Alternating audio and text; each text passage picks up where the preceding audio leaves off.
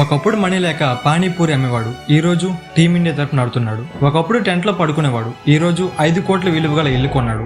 SSV Jaiswal 2001 December 28న ఒక పేద కుటుంబంలో పుట్టాడు. తనకి 10 సంవత్సరాలు ఉన్నప్పుడే ముంబైకి వచ్చేసాడు క్రికెట్ నేర్చుకోవడానికి. అలా ఒక డైరీ ఫామ్ లో పనిచేస్తూ డైలీ గ్రౌండ్ ప్రాక్టీస్ చేసేవాడు. కొన్ని రోజులకి ఆ డైరీ ఫామ్ నుంచి తీసేశారు. ఎందుకంటే డైరీ ఫామ్ లో కాకుండా గ్రౌండ్ లోనే ఎక్కువగా ఉంటున్నాడు అని. ఇక వేరే దారి లేక ఆ గ్రౌండ్ లోనే ఒక చిన్న టెంట్ లో పడుకునేవాడు. మనీ కోసం పానీపూరి అమ్మేవాడు. ఎంతో హార్డ్ వర్క్ చేసి ఎన్నో అప్ అండ్ డౌన్స్ ఎదుర్కొని అలా 3 సంవత్సరాలు గడిపాడు. ఈ రోజు టీమిండియా తరపున ఆడుతున్నాడు. ఈ వీడియో చూస్తున్న నువ్వు కూడా ఒక మిడిల్ క్లాస్ అబ్బాయి అని నేను అనుకుంటున్నా. నీకేం తక్కువ? వేసుకోవడానికి బట్టలు ఉన్నాయి, పడుకోవడానికి ప్లేస్ కూడా ఉంది, 3 పూట్ల భోజనం కూడా చేస్తున్నావు. మరి ఇంకేం కావాలి? నీకు చదవాలనిపిస్తే గట్టిగా చదివేసే. ఇంట్రెస్ట్ లేదా? నీకంటూ ఒక టాలెంట్ ఉంటుంది, దాన్ని వెతుకు, స్కిల్స్ ని డెవలప్ చేసుకో, హార్డ్ వర్క్ చేయి. డబ్బుకి ఫ్యామిలీ సిచ్యువేషన్ చేంజ్ అయిపోవాలి.